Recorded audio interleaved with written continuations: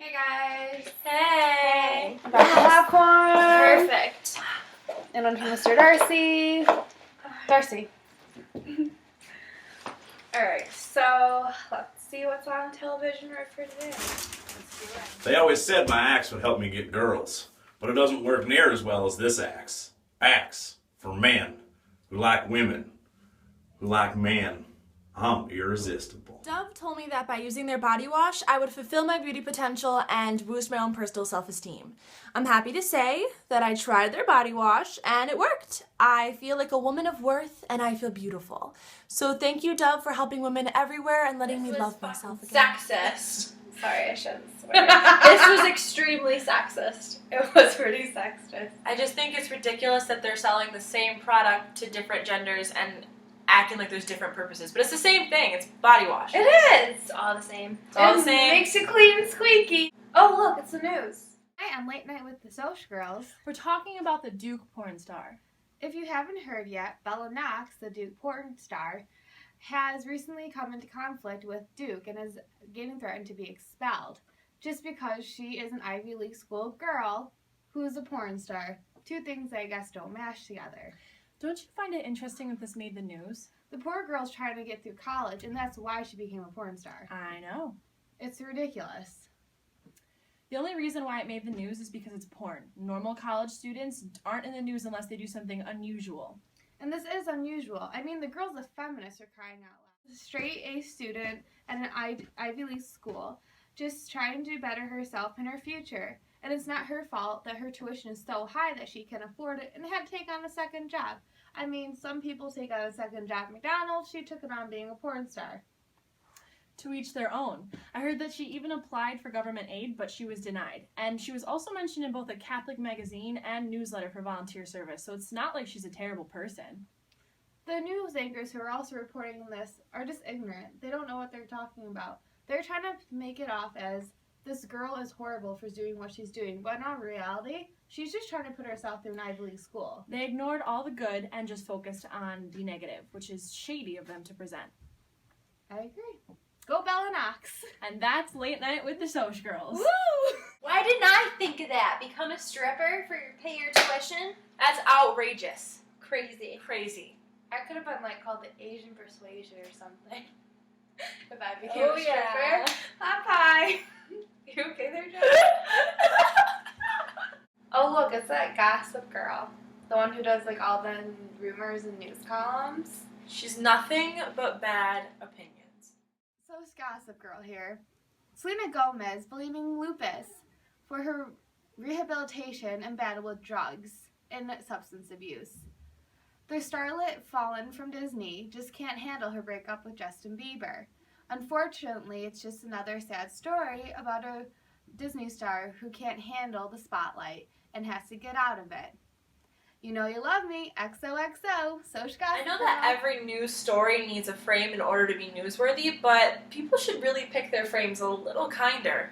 I think so too. I mean, saying someone is using lupus as a cover-up, that's a little, extreme.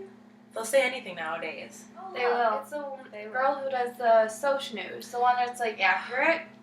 Let's see what she has to say about Justin Bieber and Selena Gomez. My two favorite celebrities. This is SOC News here. Our first story of the night is Selena Gomez. Now, this starlet was seen coming and going from rehabilitation over the past couple weeks and has taken a break from the spotlight. Everyone accused her of drug and substance abuse and a crazy messy breakup with her ex-boyfriend Justin Bieber. She was seen coming from Arizona's Down at the Meadows, and she was in this relationship with Justin Bieber on and off for 4 years. All reporters are claiming that she's just not handling it well and needs to look at rehab, saying that she's a fallen starlet or that she's a Disney Channel disgrace. But it came out recently that actually Selena's been going to rehab for chemotherapy appointments as she's recovering from lupus, a life-threatening disease. She's taking the break from the spotlight to focus on her health, and the fact that people are bashing her for that just seems to be a disgrace to me. It's disrespectful to judge someone for taking time to focus on their health and blaming their rehab on substance when she denied all accusations and it's actually a sickness. You heard it here first. This is SOC News. I'm glad that SOC News actually covers things and gets their facts straight and just doesn't say things just so they sound great Yeah. and interesting. I agree with her. I think that she's the smartest newscaster I have ever seen. I like It's her pretty hair. accurate. I like the curls. They're beautiful. They're so voluptuous. But anyways, back to a more serious note though, like, she really did get it straight. I mean, like, she's right, Selena Gomez did have lupus, and the poor girl wasn't in rehabilitation for drugs or anything like that, like Miley Cyrus and Britney Spears, but she actually was having, like, a health problem. It's a defensive and supportive frame if I've ever seen one.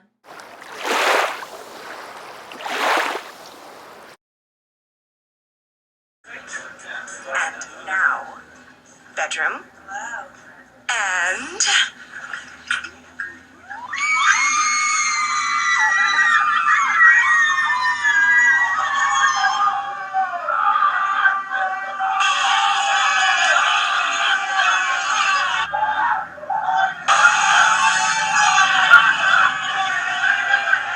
What if that commercial you just watched, what if the roles were switched? Like, what if the guys were obsessed about clothes and the girls were obsessed about beer? What That would it look like? So funny. I can Oh my only God. imagine. This is the kitchen, right in here, and you guys have to check this out.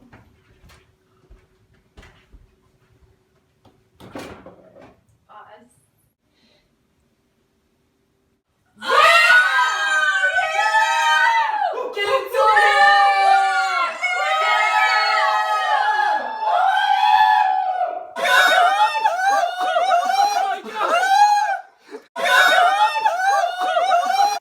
Oh my goodness, that would be hilarious if the girls are so, like, obsessed about beer and the guys were like, oh my god, clothes! They That would be go pretty against funny. gender roles, that's for sure. It would. If only. If only. Dun, dun, dun. You know what I'm hungry for? A Twix. Twix, the bar for those who are a little bit fancy. Like a Twix bar. And those Twix bars you can get like Wegmans, by the way, for like $1. $1. And like they make it seem like it's so fancy and like elite. If you ever went to a fine dining place with a Twix bar, you'd get laughed out of the restaurant. You'd probably get kicked out. It'd be like Seinfeld when he eats the Snickers with like the fork and the knife and he cuts it and makes it look sophisticated. Oh yeah. It's like showing up to a NASCAR race with caviar. Why do you guys think that we should study this stuff? Like mass media and popular culture? What's the purpose? Well, I think it's important to like know what you're like taking in at all the times because like we're exposed to so much media and commercials and advertisements that like it's good to know like the real from the not real. Like it's good to see when you see only a girl's picture of boobs and like a butt that's just dismemberment and like that's not right. Or how about gender roles in advertising? The one we just saw. I think that we're surrounded by media 24/7 nowadays. Even if we don't think that we're absorbing these concepts, we are. And to have badly portrayed messages through them can really affect people without them even knowing. So what have you guys learned from recently we've been studying this whole concept of mass media and watching these commercials and stuff. What have you guys learned that we think is going to handle and help us throughout the rest of our lives? For me, I think like something that'll help me in like handling things is like making sure like my little like if I ever have a kid, a real kid, not a puppy, that it like she knows like just because they say that you need to look like this and be like this on the commercial doesn't mean you have to be like that. You can be whatever you want. If you want to be a truck driver, you go be a truck driver. What about you? Well, I think I will be more consciously aware of news castings that I see and articles and stories. I won't believe everything I hear for sure. I think that it's affected me in the sense of I never paid attention to the meaning of ads and commercials and news stories. I've just kind of glazed over. And now I'm going to kind of see what they're trying to get at and what they're leaving in and out and do more research in the things that I absorb. Especially when it comes to like magazines and even ads on the TV and stuff. Oh, for sure. I definitely agree with you guys. I feel like we learned a lot from Mcgann's class and like we're gonna be her now during movies. Be like, I can't take the gender roles, turn it off. I'm going to call Look out at that! movies. I am. I already looked at billboards and judged them all day. Look at why can't the princess be saving that princess ass? couch talk. Join us again next week! Stay in school, kids. Oh my